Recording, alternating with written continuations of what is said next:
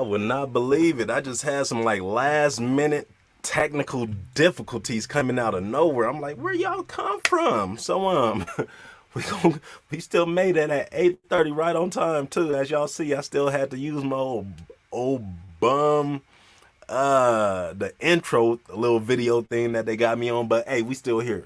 All right.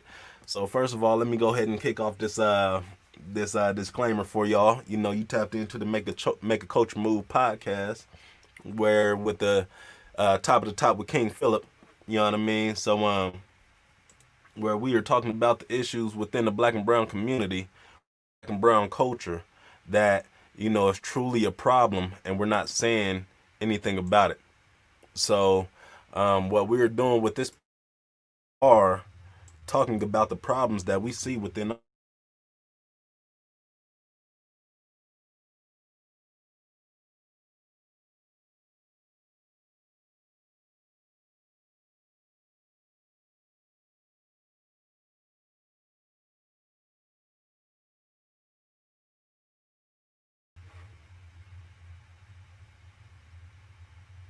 Okay, we still live. This is stupid. This is talking about the issues within the black and brown community. All right, and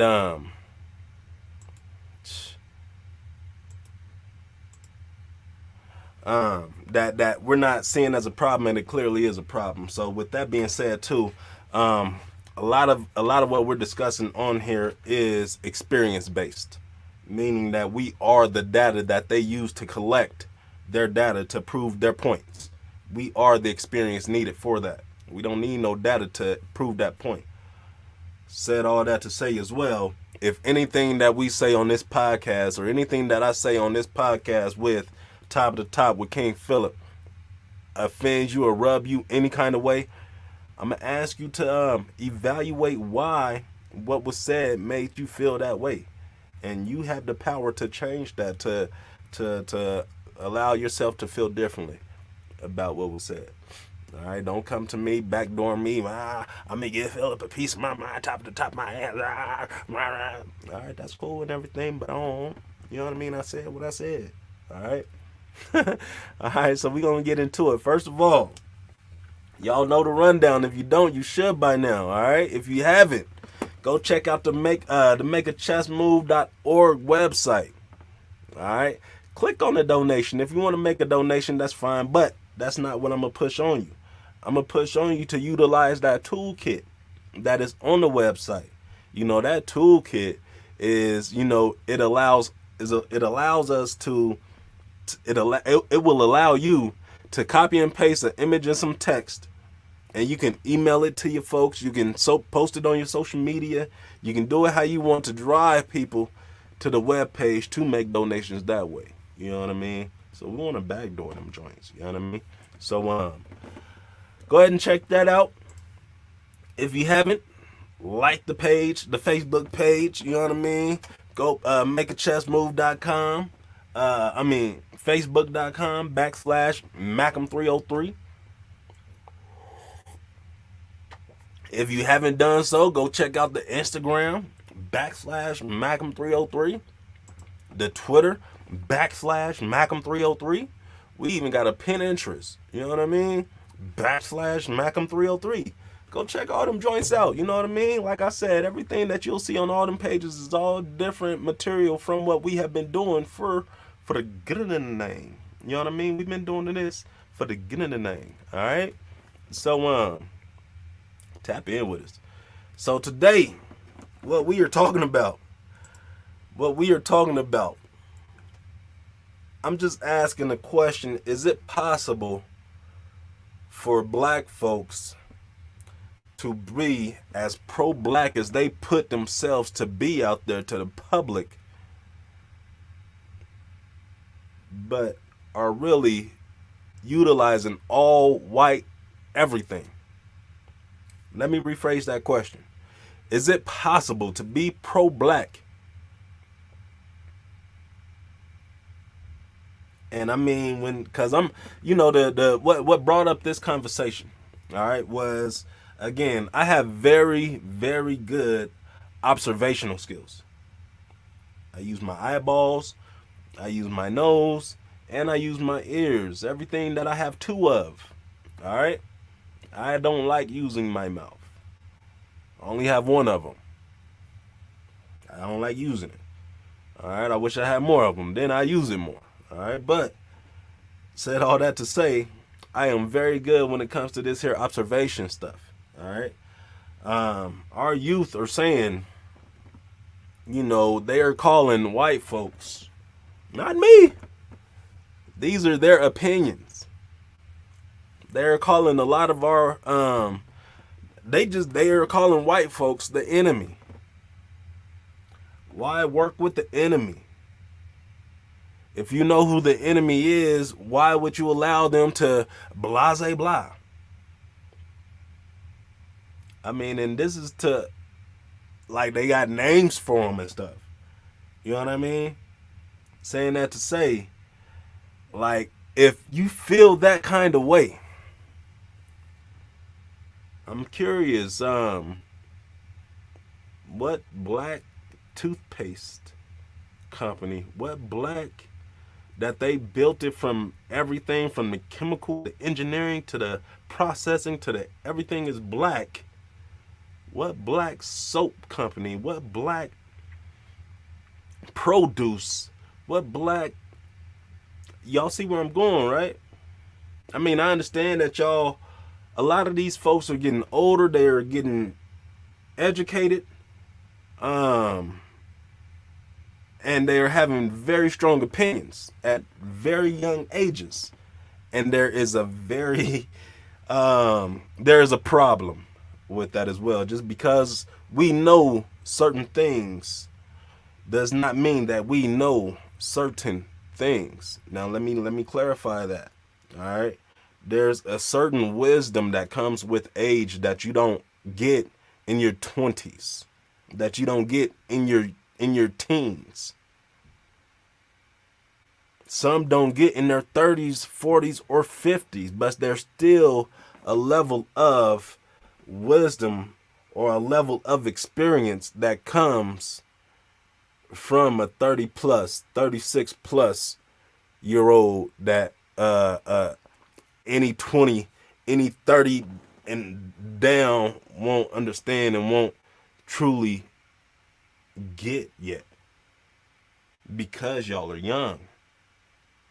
I mean, that's the bottom of the matter. That's the truth of the matter.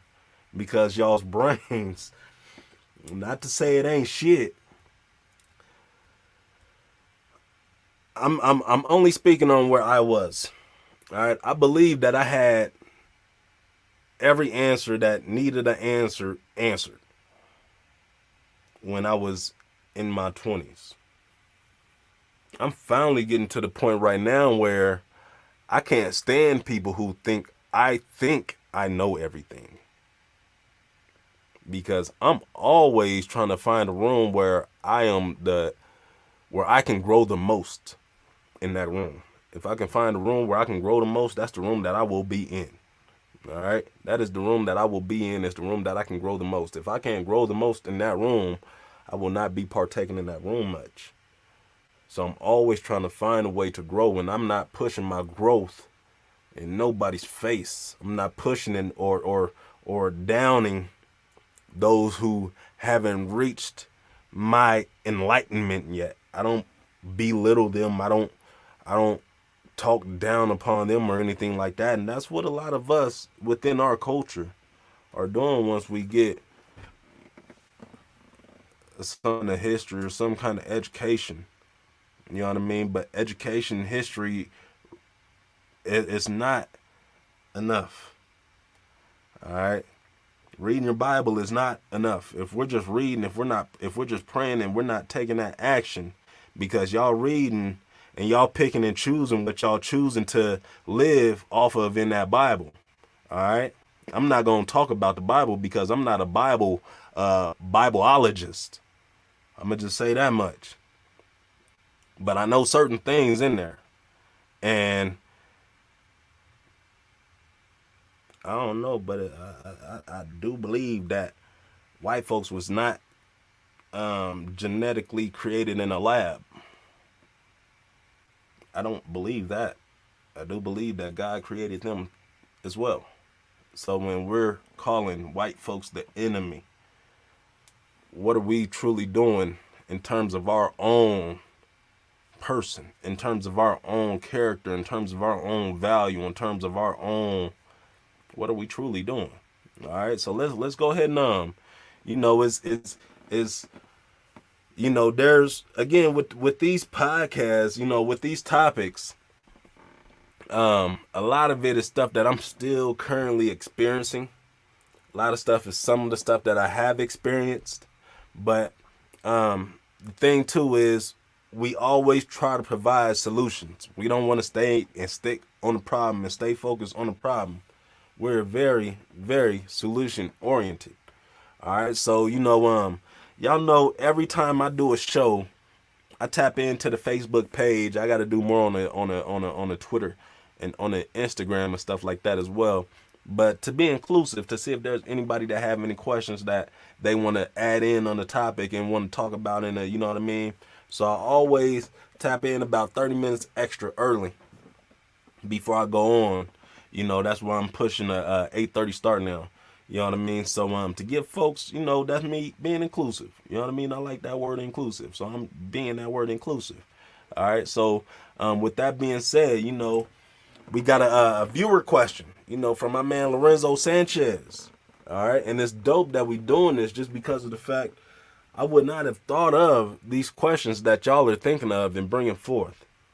All right. And it's dope because I'm like, man, that's cool. So he asked, how do we begin to truly build our own schools, educate our own people? How do we begin to enhance the way our people think, feel, and act? All right. That's a lot. That is a lot. All right. Number one, he comes to, how do we begin to truly build our own school? What I've seen, you know what I mean, in Denver recently too, we got a whole bunch of we got a lot of folks in the community, parents that is not like our parents. And what I mean by that is a lot of our parents, they just showed up sometimes if they did, and they just shut the fuck up. They showed up, you know what I mean? All right, these parents nowadays, they is not shutting the fuck up. They is showing up and they talking big shit. All right. One parent and one community member who I speak of specifically, Brandon Pryor and his wife and his whole squad down there. They ran old Tom Boasberg motherfucking ass on up out of there. They ran old Susana Cordova's motherfucking ass on up out of there. You know what I mean? Just behind, if they holding these people accountable. Again, I said it once before in my other podcast. People do not like to be held accountable. And they have a very specific way about holding their ass accountable. They'll blast the shit out of their ass and come on Facebook, go live, let the people know what's going on, because a lot of the people do not know what's going on behind those doors and what these folks is talking about and doing to our babies in these signing these yada I means. All right. But my man B and his team over there, they highly informed. You know what I mean? And I'm sure, not to discredit anything that he doing too, but I'm sure that he has some white hands helping him with the research and with the backing and with the everything that he knew to put these folks out on blast. You know what I mean? Saying all that, and I'm mentioning him because he had just started a HBCU style high school that's going to be opening, I believe 2021 or 2022, one of them years. All right, it's going to be called the Robert F. Smith STEAM something school academy. You know what I mean? All right, and that's a start. They didn't want to. Big problem is they took note of, black and brown, our education gap. We're at the time, he was saying we were at the bottom when it came to closing that gap. You know what I mean? Um, he knew that the curriculum in DPS, the students did not see themselves in that curriculum. The climate was not built for students of color. The codes were not built for youth of our culture. So in order to build, I mean, at the same time too, it's going to come back down to, especially in Colorado, because looking at the thing, can we truly be pro black, pro brown, everything? How do we begin? And then Renzo, he asked, how do we begin to truly build our own schools?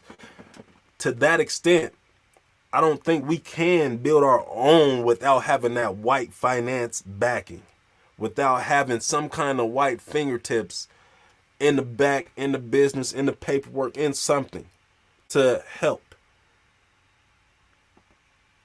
That's my belief. Even looking at Dr. Umar Johnson, with his Frederick Douglass and Marcus Garvey Academy. You know what I mean? And I believe he's building that out in Delaware, Maryland, somewhere out there. A whole campus for babies to stay on, to that he want to build up. He been trying to raise this money, it seemed like for over almost 10 years now. You know what I mean? Trying to build this academy. And thing is, too, the only people who I'm seeing talk bad about him are black folks. Only people I see talking bad about him are black folks. He's a Pan-Africanism.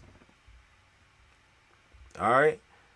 He pushed the pro-black, he pushed that movement, all that, you know what I mean? But at the same time, I wonder how many white folks, how many folks who is not of the same complexion and is not of the same mind that he is, actually made a Cash App donation to that school so that he can build it. I'm just asking these questions.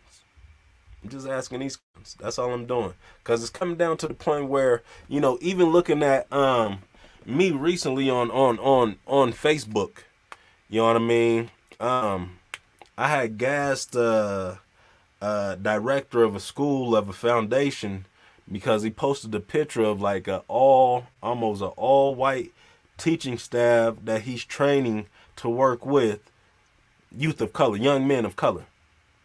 I didn't see not now one Mexican in there. I ain't seen not now one black. There may have been one Mexican. And, my thing is, it wasn't that the fact that he was training, it wasn't the fact that he was training white folks. He said that it was a group of 30, but the only ones that he showed and posted the picture of was the white folks. And my thing was, it wasn't the fact that he was training these white folks to work with our babies. It was the fact that our black and brown teachers were not completing and were not, they were not excelling at the same pace as their white counterparts. Because he only posted that picture because those were the ones who completed that portion. And I asked these questions to him and he just, like flicked me like I was a booger type of shit. Like call me, my number. Like, nigga, I don't want to call you, first of all. Why can't you just answer my question, scrub? Oh, nut ass nigga. But that's not why I'm here though. You know what I mean? Coming back to Dr. Umar Johnson, and coming back to us building these schools with our money if we got the money, because I'm not seeing a lot of black folks with money doing big stuff. You know what I mean? I did see and hear of, Robert Smith doing that contribution to, Howard or Harvard, whatever that school was, or whatever HBC school it was. He paid off their loans or whatever, you know what I mean, for the youth there. But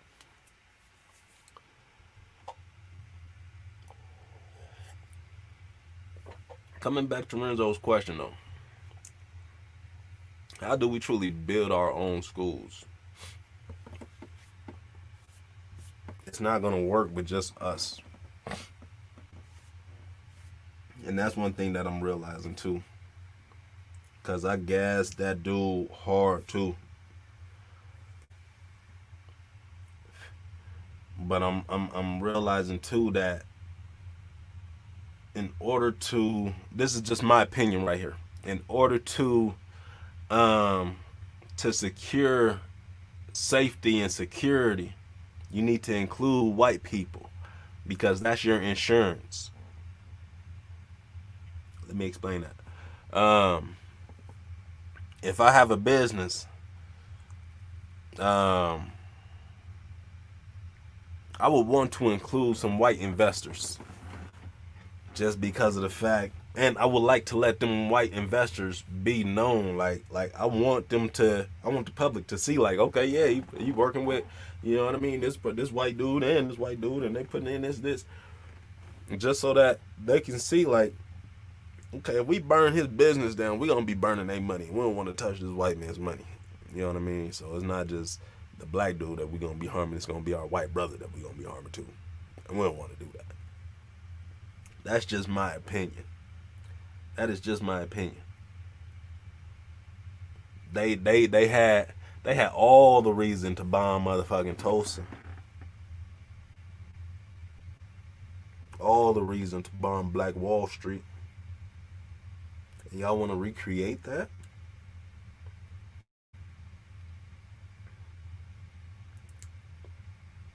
I it's sad. This point that I'm about to say is sad. You know what I mean? Just because of the fact it's true. But the most support that I've received have not been from somebody of my own complexion.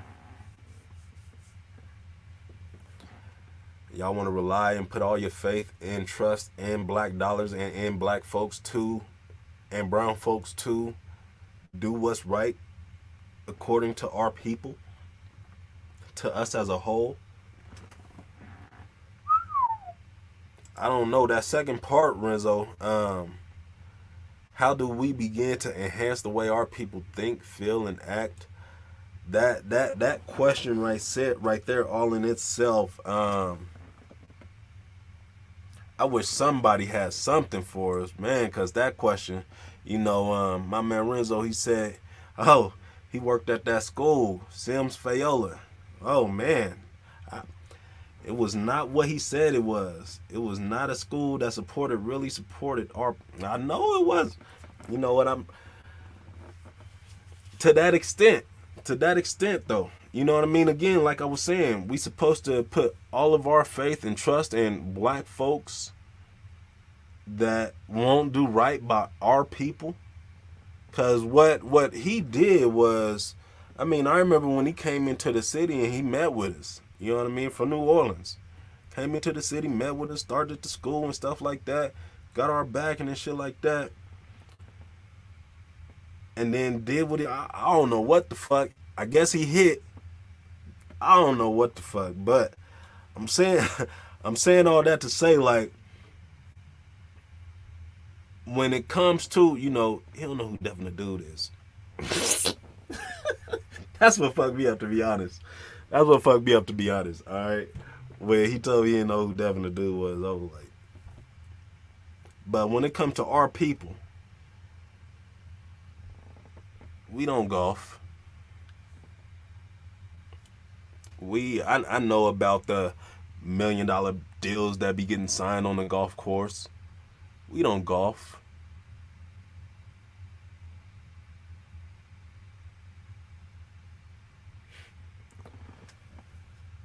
Um,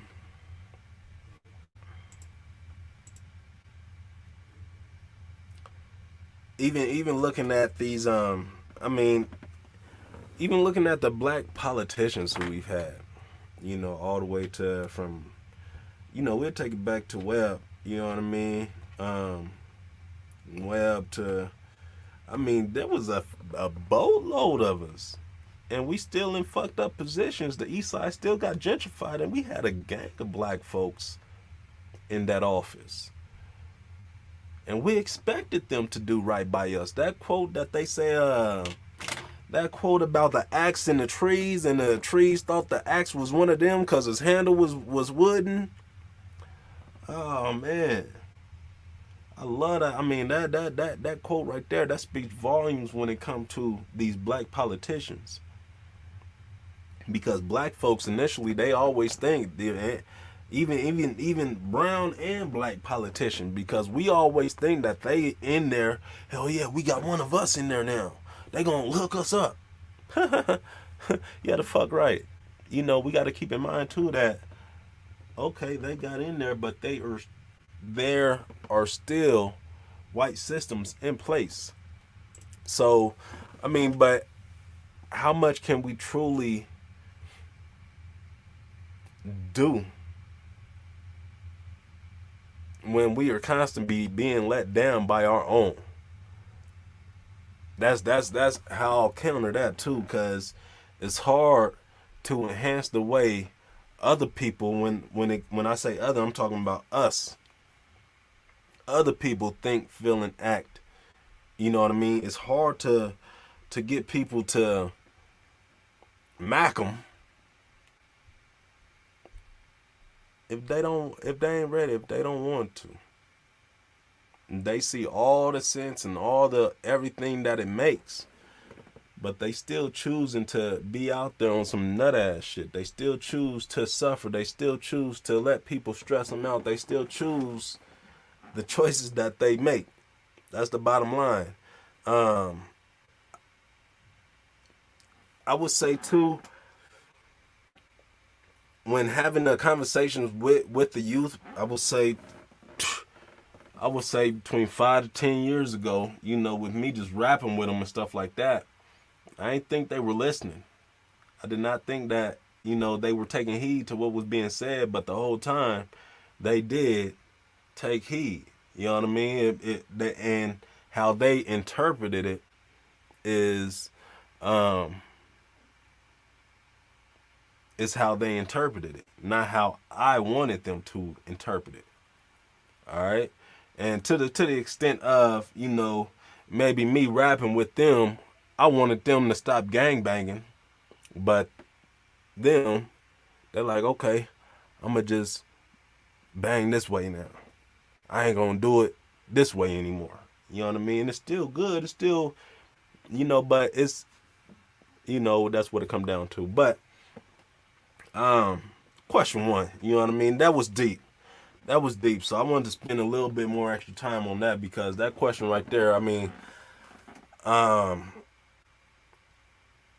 to come back to the second part too, how do we begin to enhance the way our people think, feel, and act? And I think that what we're doing with the Make a Culture Move podcast is part of that. We're making it aware of our negativity. You know what I mean? The way that we think, feel, and act is not our culture. We've been brainwashed. We've been pushed this agenda for so long that we don't even realize that this ain't our culture. So in order to we gotta realize, you know what I mean? The second part, how do we begin to enhance the way our people think, feel, and act? I mean, the truth it's sad, and Nip said it, everybody can't go. Some of them will begin to think, feel, and act in according to what your values are aligned with, and how we should be moving as a culture. And some of them are still going to be on some nigga shit. And that's fine. And that is absolutely fine.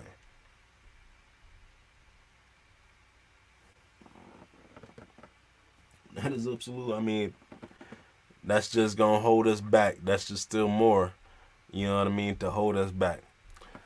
So let's go ahead and check out the first question. You know what I mean? Second question.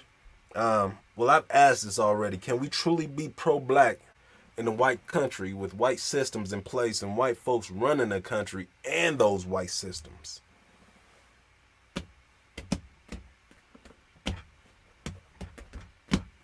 asking that question to the extent of, again, looking at the black politicians with these white systems that can only go so far, that will only do so much. You got the House of Representatives, white folks in there running the party. You got the Senate, white folks again running that party. Whatever these want from a Can you truly be pro-black in a white country with white systems in place and white folks running the country and those systems? Again, our youth feel like white folks are the enemy. I don't want to teach the enemy how to work with me. I don't want to work with nobody but black. You know how many black folks I've black folks that support negative shit, all right? I'm going to say that. That support they'll go to a concert, you know what I mean? Not to say it's all negative, but the images and the messages and the music and stuff like that, I can only say one thing about it. Not very positive. They go to the clubs and they pay these, $25. I used to pay $50 to get in the club just to beat the line. Sometimes $100 to get to get the homie in because he didn't have his ID. You know what I mean? But black folks, they pay this stuff instead of something positive that's benefiting the community and their children more specifically. But then we got folks that say, I only want to work with black folks. I have a hard time code switching.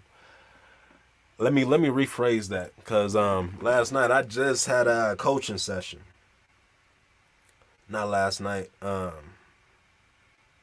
Yesterday afternoon I had a coaching session where I can code switch, no problem. I have no problem code switching. I can talk like I can, but I don't feel like I should have to code switch.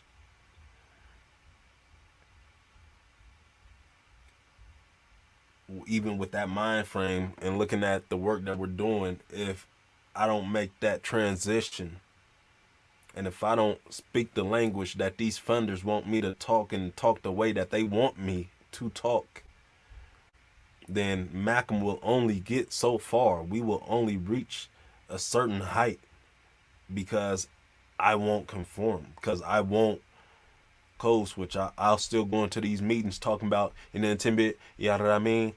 All that shit, you know what I mean? Cousin and all that.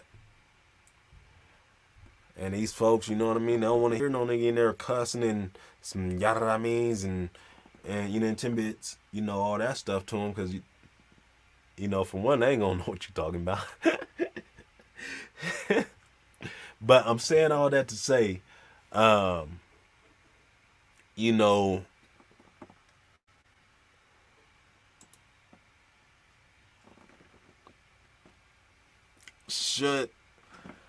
saying all that to say, just in my opinion, this is my opinion from experience. And even a little bit, I believe that we've reached this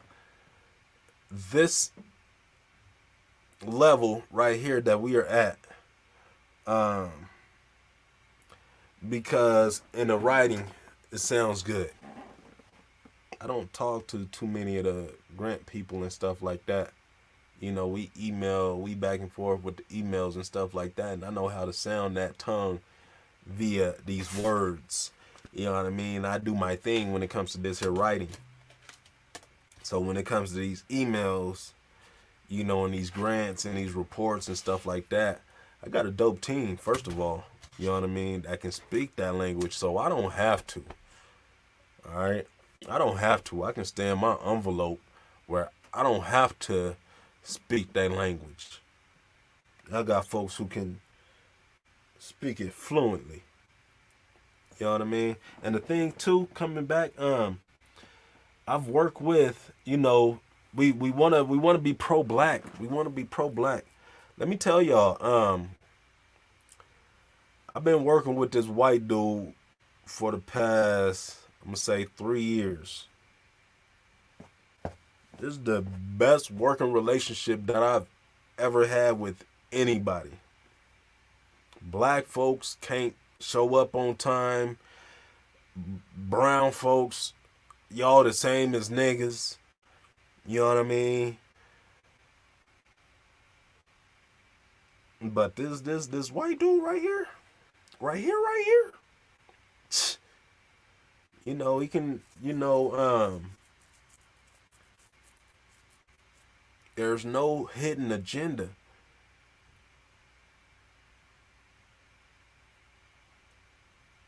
I used to be on the same boat. We don't need white folks for anything.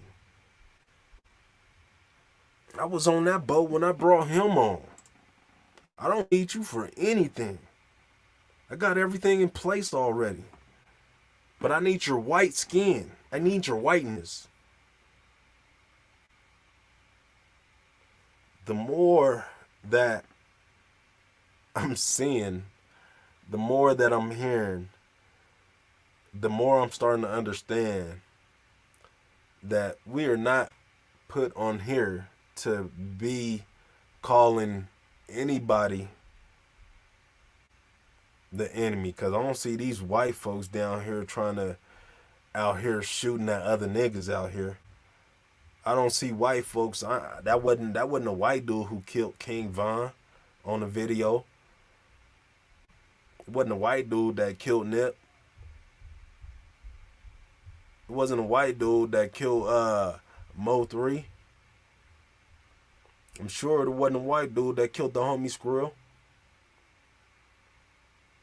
And y'all looking and saying and claiming white folks are the enemies. I'm off of my questions right now just because we having this conversation. You know what I mean? And it's rubbing me.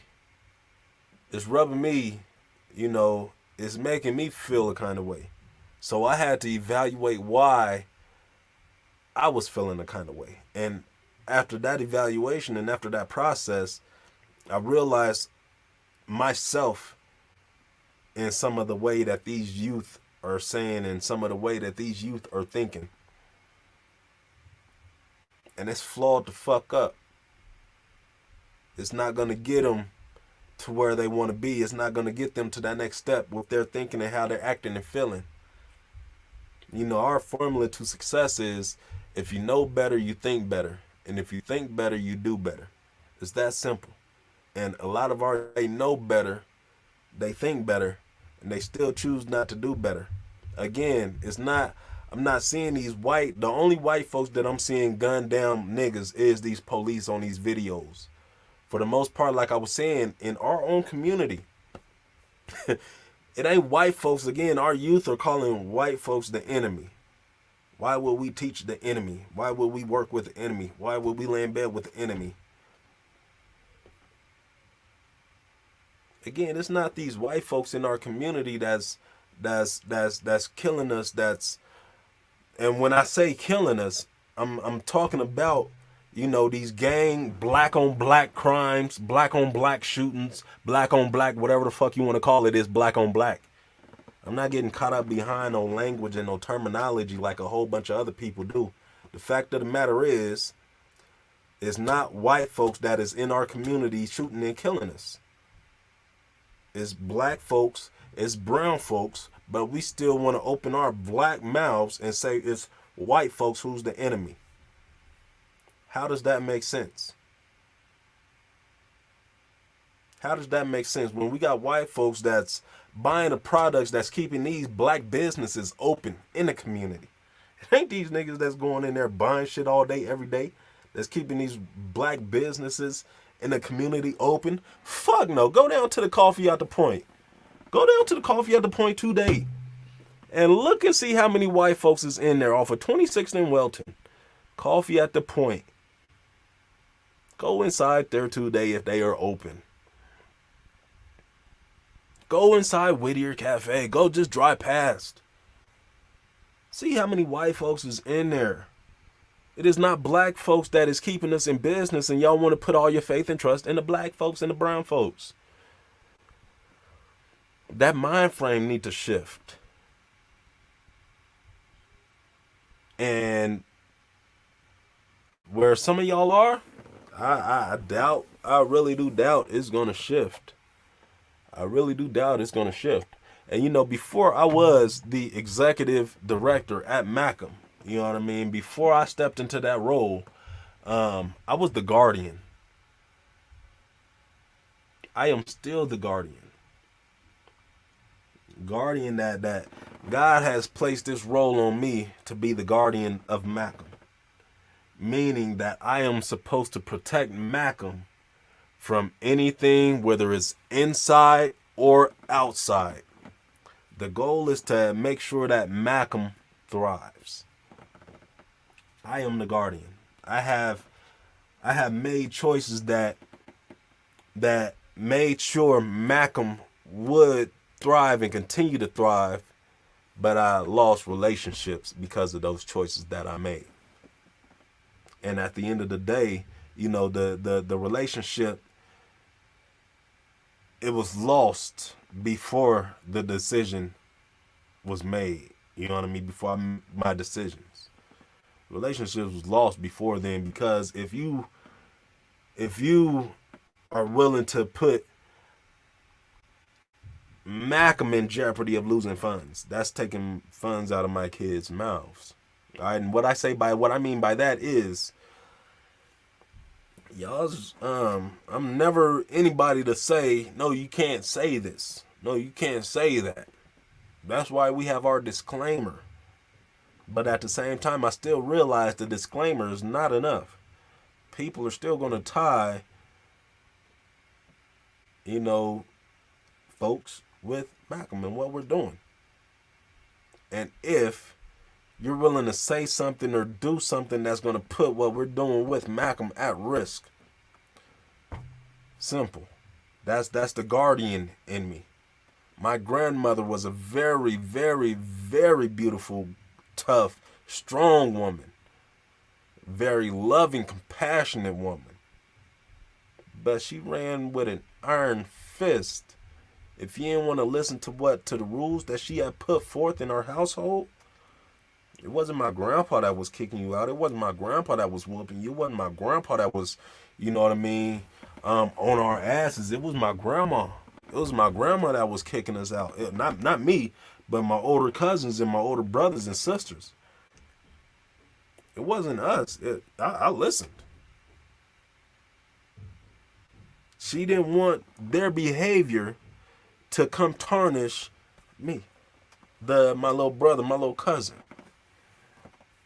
So she had to get rid of bad apples. She didn't want to. It broke her heart.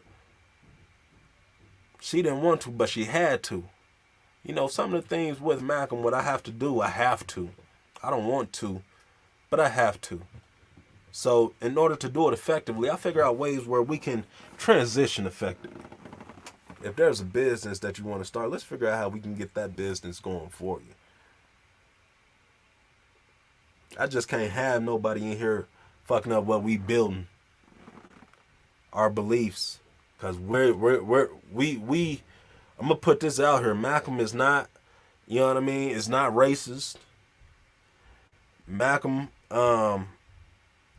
do believe in working with white folks, teaching white folks, collaborating with white folks, with all folks.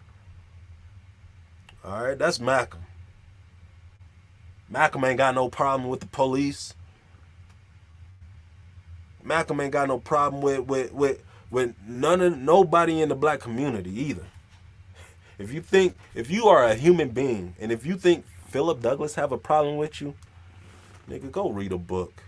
All right, Philip Douglass ain't got no problem with you. You are a human being. One at that. Man, I ain't got no. We think big. I got bigger issues than one little human. Shit, me. But and with that being said too, if folks who work with Macam don't feel, or those are our values. That's what we ride with. You know what I mean? Don't feel the same way, then I don't want to force the Macam way, our lifestyle, on anybody. Because that is not the wave at all. That is not the wave. But I do have another wave if we can't get with this program, period. Because that's what it's coming down to. And even looking at these systems that I'm putting in place and stuff like that too, I'm too cool of a supervisor. I'm too cool of of somebody to work with, and I have folks under me. I'm too cool. So we just put these systems and everything in place just for that. And especially for the little girls and stuff out here too. Me personally, you know what I mean? I got, it's like I see all of y'all as my niece fuse. You know what I mean? Not my nephew, but my niece fuse. You know what I mean? So I'ma always try to lace y'all up, give y'all game, see how I can support other ways outside of what we doing with this here Macam. If you want to do something else, let's see how we can support that movement. You know what I mean? It's hard for me to tell ladies no. You said all that to say that.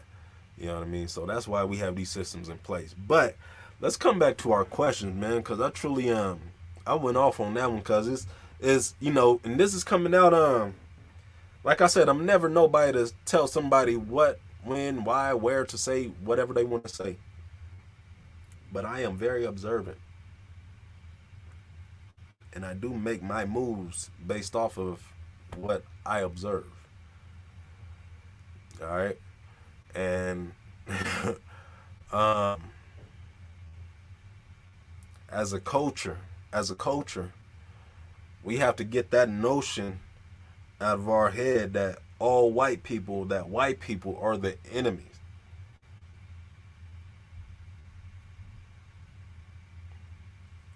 We have to get that notion out of our head that I only want to work with black folks. I'm curious to those who think that, how many black millionaires you personally know. Talking about, pick up the phone and call them right now.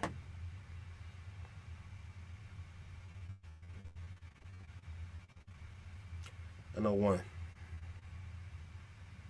I mean that I can pick up my phone right now and call. I know one. And she'll be so happy to hear from me. And I'll be so happy to hear from her too. You know what I mean? I'm going to go down there and get my hug today, period. All right? I know one.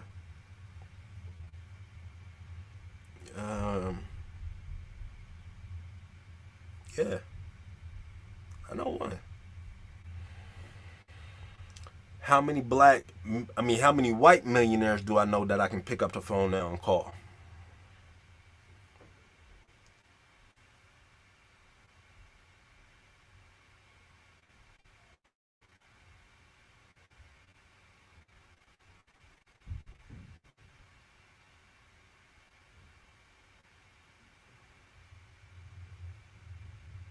I said about 8. I said about 8. We got to look at that. I mean, come on. We got to come to the realization. We got to come to the truth of what we are truly facing. And isolating ourselves and shutting us, not shutting us, but refusing to work with white folks when you use toothpaste that was made by white folks, a toothbrush that was made by white folks. Your produce was probably grown in a field that was fertilized by somebody who made the fertilization white. Your meat was fed by a white person, butchered by a white person, sold by, come on. I'm like, come on now. Come on, let's really be real. Let's be real about this real fast. That's all I'm saying. That's all I'm asking. Just for a second. Let's cut the notions, even the food pantries that y'all have, in the canned foods and stuff like that. Come on, let's really truly think about this. How long are y'all gonna sit around and play these games and keep calling white folks the enemies when these white folks ain't did a motherfucking thing to you?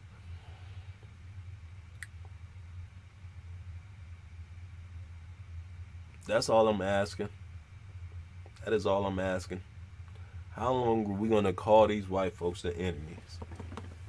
How long are we gonna be closed off to the idea of working with white folks or other folks? I mean, and the thing is, you don't have to. You don't have to. I'm just putting it out there right now. If you were claiming to be pro-black, and if you want to be pro-black, and if you have a problem with white folks who work with, I mean, if you have a problem with black folks who work with white folks,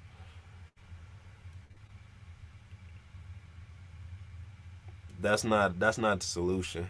That's not gonna help at all. At all, not one bit. Um, yeah, yeah, it's not gonna help one bit. You know what I mean?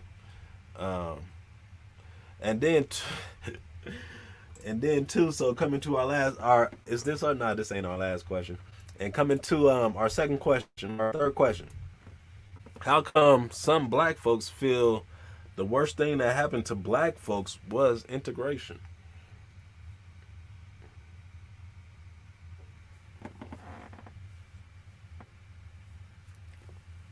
I mean, looking at it still, if we integrate it, because again, I'm looking at, I know two black millionaires that I can pick up and call.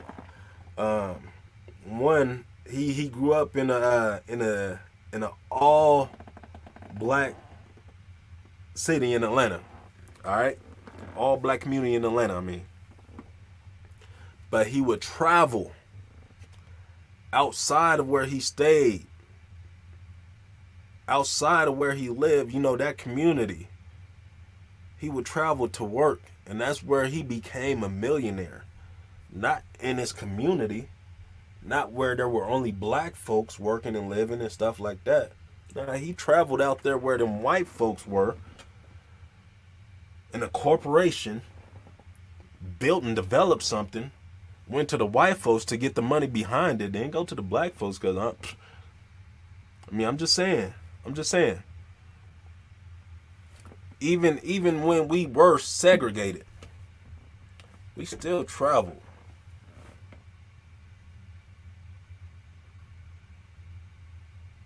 Mothers are still house nannies. Dads were still drivers and butlers. These was occupations. These is occupations that they chose. I mean, we did have the ones who was like, nah, I ain't gonna do that shit. But these were occupations that was chose that paid. But I'm just I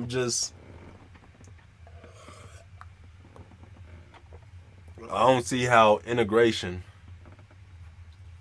was the worst thing. You know what I mean? And they stand behind that too. So my final question I want to take a dive into is how many black businesses thrive only because of black patrons and black dollars? Like I was saying, if you was to go down to Coffee at the Point today, at some time, anytime if they're open, you'll see. I'm sure you probably won't even see no black faces there unless they work there. All right. Um, Try past the Whittier Cafe again. You probably won't see any black folks there unless they work there. All right. But those businesses are thriving, and it is not only because of black patrons and black dollars. No. If they only relied on black patrons and black dollars, they will be out of business. That is not the model. That is not a good business model, for one. If your only clientele is one genre of people, Think about it. All right. How many black businesses thrive only because of black patrons and black dollars? If y'all know of any, please let me know. Please let me know. But let's look at the solutions. Let's look at solutions now.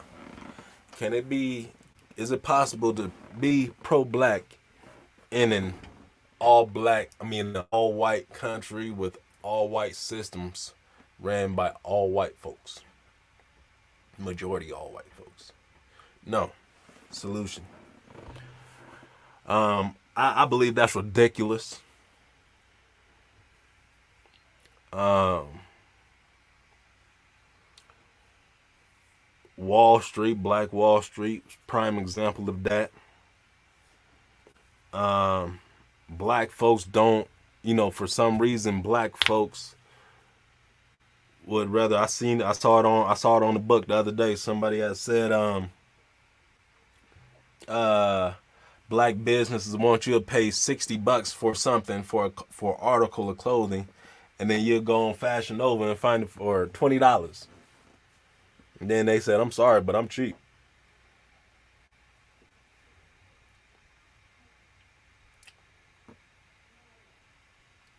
That's not the move. That's not going to help. So the solution is, we have to be open minded. We have to be open minded. Um, we can have items that we can just sell to black folks, but let's go ahead and be open minded about how we want to do this here business, who is affected by what we say and what we do. You know what I mean? Because that's the big piece too. A lot of us, we do not think about what we say and how it's going to affect other people indirectly. All right. I ain't got no more, man. I just want to wrap this conversation up real fast too. One thing, if you're not reading, please open a book. Please get some words in your mind, not just the words that's on the computer, not just the words that's on your phone. All right, please get some words through your mind, through your ears, whatever it is, through your eyeballs. Um, Please brush your tongue. You know what I mean? That's very important when you're brushing your teeth. All right, um, and use your blinkers. You know what I mean? Use your blinkers. All right. So every day we're gonna leave with some little tidbits and tidbit. All right. Peace.